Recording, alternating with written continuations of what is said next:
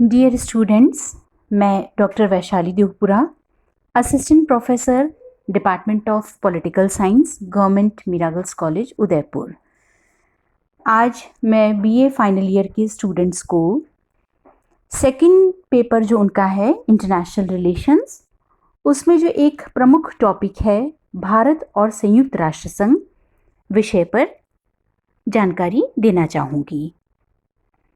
बच्चों, जैसा कि हम जानते हैं और अध्ययन कर चुके हैं कि संयुक्त राष्ट्र संघ विश्व के देशों का एक प्रतिनिधि संगठन है जिसका उद्देश्य अंतर्राष्ट्रीय शांति और सुरक्षा की स्थापना करना है। संयुक्त राष्ट्र संघ की स्थापना 24 अक्टूबर 1945 को द्वितीय महायुद्ध के पश्चात सैन फ्रांसिस्को सम्मेलन के माध्यम से हुई, जिसमें एक चार्टर पर 51 देशों के हस्ताक्षर हुए। यूएनओ की जो यह यात्रा प्रारंभ हुई, आज 193 देश इसके सदस्य हैं। संयुक्त राष्ट्र संघ का मुख्य उद्देश्य युद्ध जैसी घटनाओं को रोकना और शांति, अंतर्राष्ट्रीय स्तर पर सुरक्षा और विभिन्न राज्यों के मध्य सौहार्दपूर्ण संबंधों की स्थापना करना है।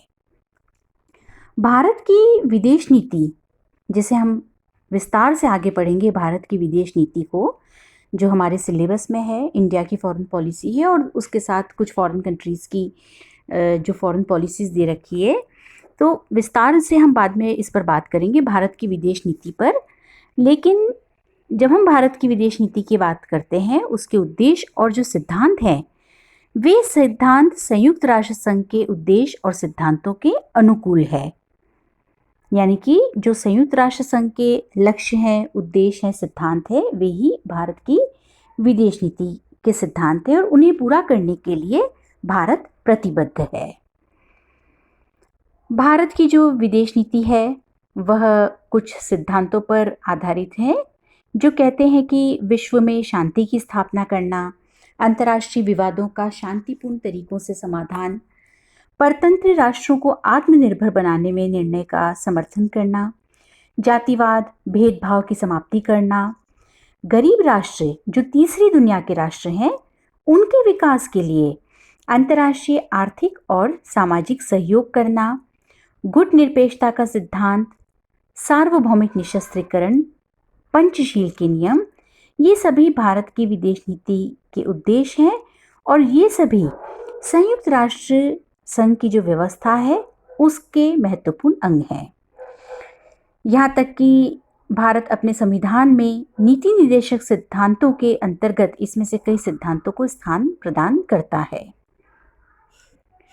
शुरुआत से भारत संयुक्त राष्ट्र संघ की नीति और कार्यक्रमों में सक्रिय भागीदारी निभाता रहा है और हमेशा ही उसने संयुक्त राष्ट्र संघ की कार्यवाही का समर्थन भी किया है। भारत के जो पहले प्रधानमंत्री थे जवाहरलाल नेहरू, उन्होंने राष्ट्र के नाम अपने संबोधन में कहा था कि भारत संयुक्त राष्ट्र संघ की चार्टर की भावना के और उसके शब्दों के प्रति पूर्ण सहयोग करने तथा निसंदेह पालन करने हेतु प्रतिबद्ध है और यह परंपरा पिछले 70 वर्षों से जारी है। संयुक्त राष्ट्र संघ में भारत की भूमिका समय के साथ और बेहतर होती चली गई।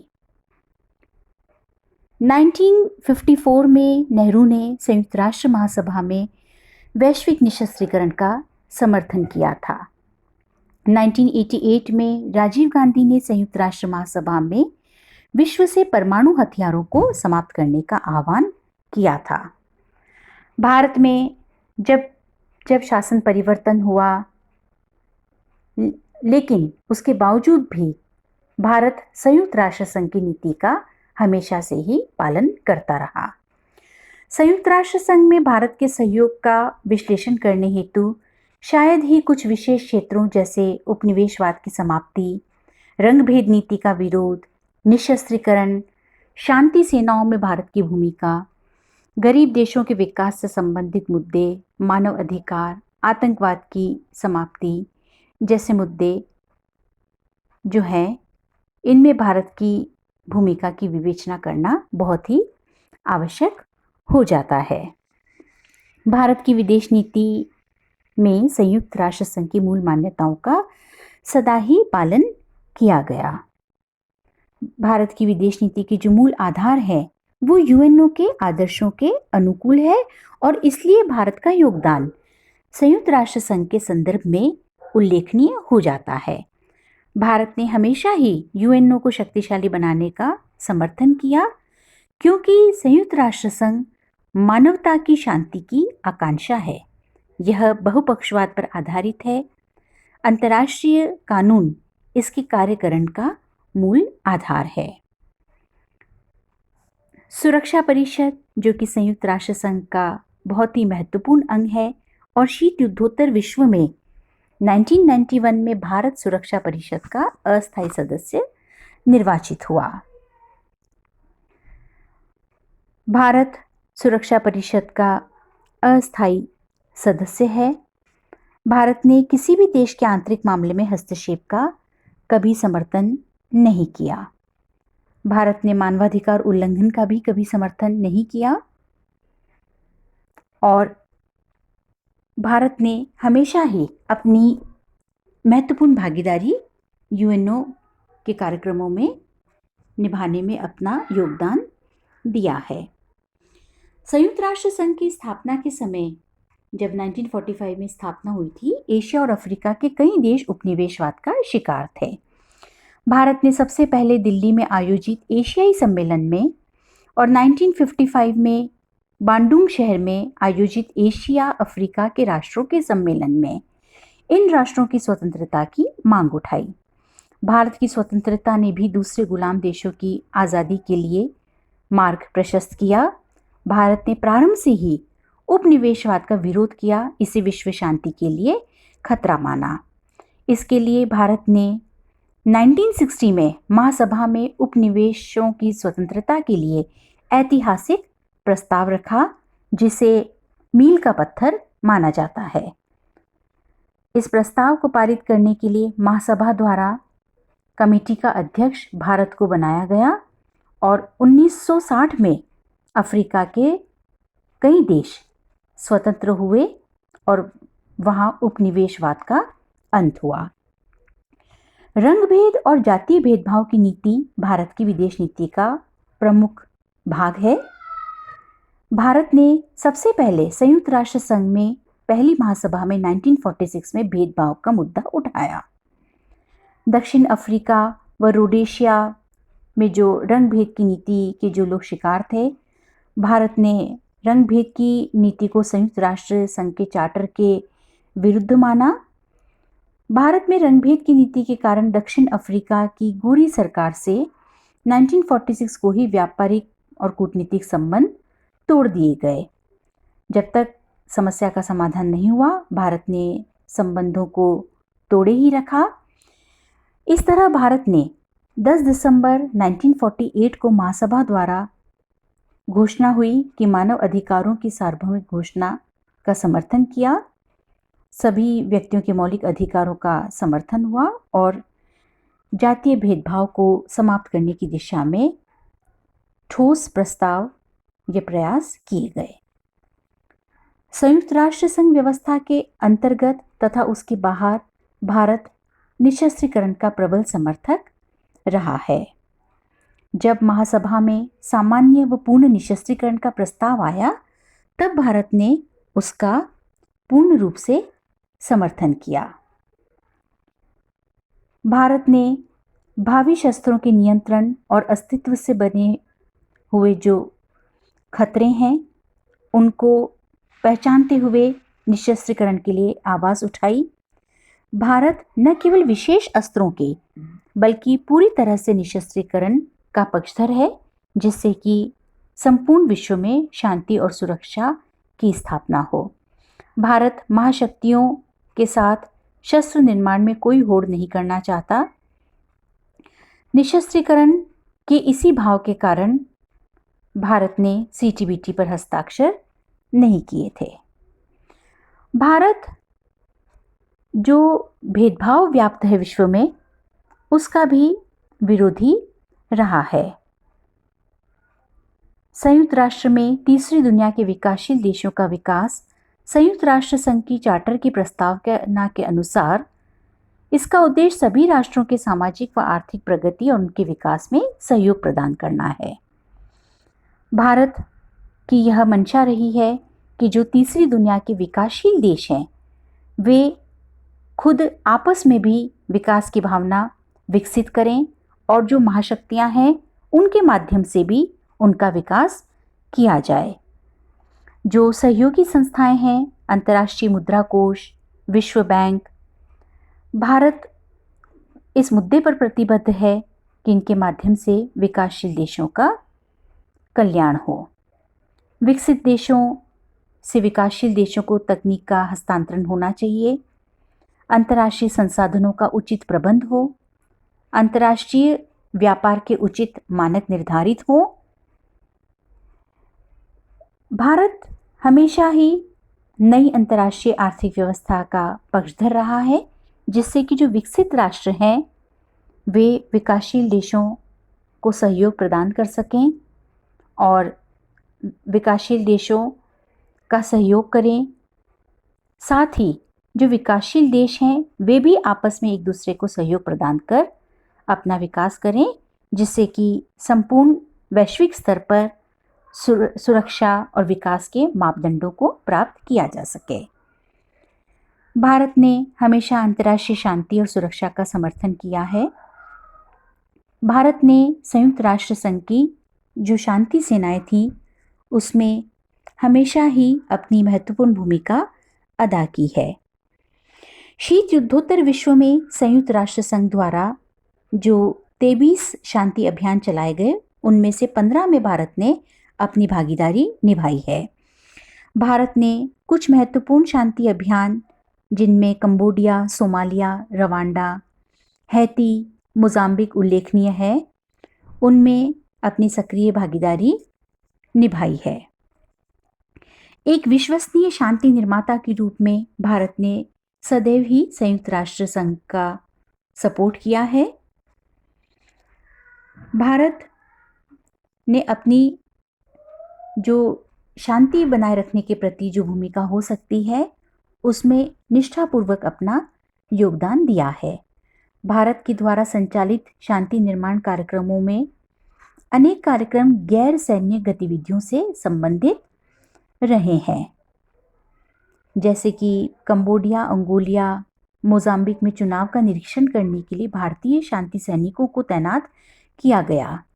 सोमालिया एवं रवांडा में भारतीयों को पुलिस कार्य भी सौंपे गए। लेबनान और कंबोडिया में सिविल प्रशासन और राष्ट्र निर्माण में भारतीयों को कार्य सौंपे गए।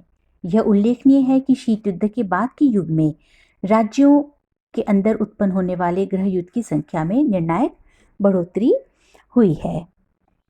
इसलिए वर्तमान समय में अधिकांश शांति निर्माण कार्यक्रम राज्यों के आंतरिक संघर्षों के संदर्भ में संचालित किए गए, जबकि शीत युद्ध के दौरान ज्यादातर शांति निर्माण कार्यक्रम दो राज्यों के मध्य होने वाले संघर्षों में तैनात किए गए थे। भारत ने शांति को बनाए रखने के लिए, शांति के निर्माण के लिए अपना सक्रिय योगदान हमेशा ही दिया है, अपनी विदेश नीति के मूलभूत सिद्धांतों का पालन किया है और साथ ही संयुक्त राष्ट्र संघ के जो लक्ष्य हैं, जो उसके सिद्धांत हैं, उसको बनाए रखने में अपना योगदान दिया है। सामाजिक एवं आर्थिक परिषद के द्वारा पूरे विश्व में लोगों के सामाजिक एवं आर्थिक कल्याण के कार्य संपादित किए जाते हैं, जिनमें भारत ने अपनी सकारात्मक भूमिका अदा की है। सामाजिक और आर्थिक परिषद का पहला अध्यक्ष भारत रहा है। परिषद के द्वारा विश्व में बीमारी, गरीबी और अशिक्षा के उन्मूलन के लिए सहस्त्राब्दी विकास लक्ष्य को क्रियान्वित किया जा रहा है। सामाजिक और आर्थिक परिषद के अंतर्गत कार्य करने वाली विभिन्न एजेंसियों में भी भारत की भूमिका उल्लेखनीय है। इन एजेंसियों से भारत को बड़ी आर्थिक सहायता भी प्राप्त हुई है। जैसे कि यूनिसेफ के द्वारा अभी भी भारत को सबसे बड़ी आर्थिक सहायता प्रदान की जाती है। संयुक्त राष्ट्र संघ विकास कार्यक्रम के द्वारा भी भारत को सहायता प्राप्त होती है। पर्यावरण के संरक्षण के लिए स्थापित United Nations framework convention on climate change में भारत की भूमिका उल्लेखनीय है। भारत का प्रमुख उद्देश्य है कि दुनिया के सभी राष्ट्र संघर्ष से मुक्त हों, सहयोग की भावना से कार्य करें और अधिकांश मामलों में भारत इसी शांति और सुरक्षा के मुद्दे पर संयुक्त राष्ट्र का पूरी तरह से समर्थन करता है। संयुक्त राष्ट्र संघ महासभा उसके महत्वपूर्ण अंगों में से एक है। संयुक्त राष्ट्र संघ महासभा के 13वें अधिवेशन में भारत को अध्यक्ष निर्वाचित किया गया था। भारत ने अपनी सकारात्मक भूमिका अदा की है। मानवाधिकार और लोकतंत्र की रक्षा के लिए भारत हमेशा प्रतिबद्ध रहा है। जो वर्तमान में प्रमुख मुद्दे हैं, निशस्त्रीकरण, मानवाधिकारों का संरक्षण, पर्यावरण की सुरक्षा, अंतर्राष्ट्रीय व्यापार का विकास, आतंकवाद की समाप्ति, विश्व स्तर पर बेहतर स्वास्थ्य का विकास, सभी वर्गों का कल्याण, इन सभी मुद्दों पर भारत की भूमिका महत्वपूर्ण है और भारत इन सभी मुद्दों को विकासशील देशों के पक्ष में ध्यान में रखते हुए कार्य करता है और भेदभाव रहित दृष्टिकोण का समर्थक है, जिससे कोई भी देश किसी भी अन्य देश का सामाजिक आर्थिक शोषण न कर सके। भारत की आकांक्षा है और इसी तरह से उसने योगदान भी दिया है कि सभी राष्ट्रों को उनके विकास के पूर्ण अवसर प्राप्त हो। सुरक्षा परिषद में भारत की भूमिका बहुत ही प्रभावी रही है और संयुक्त राष्ट्र संघ का जो महत्वपूर्ण अंग है सुरक्षा परिषद, उसमें कई अंतर्राष्ट्रीय संस्थाओं के माध्यम से भारत ने अपनी स्थायी सदस्यता के लिए मांग भी की है और यह आशा भी की जाती है कि यदि भारत को स्थायी सदस्य उसमें बनाया गया तो भारत एक महत्वपूर्ण भूमिका निश्चित तौर पर उसमें अदा करेगा। जैसा कि बच्चों हमने पढ़ा था इससे जो प्रीवियस क्लास थी यूएनओ की, कि जो सिक्योरिटी काउंसिल है सुरक्षा परिषद, उसमें 15 सदस्य होते हैं और 5 जो हैं उनको महाशक्तियाँ सुपर पावर्स, उनको वीटो प्राप्त है। तो कुल मिला के हम ये कह सकते हैं कि जो भारत है उसने हमेशा ही संयुक्त राष्ट्र संघ की जो कार्यवाही रही है उसमें हमेशा से ही योगदान दिया है। 2006 में मानव अधिकार परिषद की स्थापना हुई थी। इसमें भी भारत को सदस्य के रूप में निर्वाचित किया गया। वर्तमान में भारत इसका सदस्य है। श्रीलंका के मुद्दे पर मानवाधिकार परिषद में पहली बार भारत ने किसी देश विशेष के विरोध में मतदान किया था, क्योंकि तमिलों की स्वायत्तता और पुनर्वास के संदर्भ में श्रीलंकाई सरकार के द्वारा किए गए प्रयत्न पर्याप्त नहीं थे। हालांकि विभिन्न पक्षों द्वारा इसकी आलोचना भी की गई। संयुक्त राष्ट्र संघ का महत्वपूर्ण अंग अंतर्राष्ट्रीय न्यायालय है, जिसमें अनेक भारतीय न्यायाधीशों की भूमिका उल्लेखनीय रही है। संयुक्त राष्ट्र संघ में भारत की भूमिका महत्वपूर्ण है और निश्चित तौर पर निर्विवाद कही जा सकती है, क्योंकि भारत ने हमेशा से ही अंतर्राष्ट्रीय शांति की दिशा में, सुरक्षा की दिशा में यूएनओ का समर्थन किया है।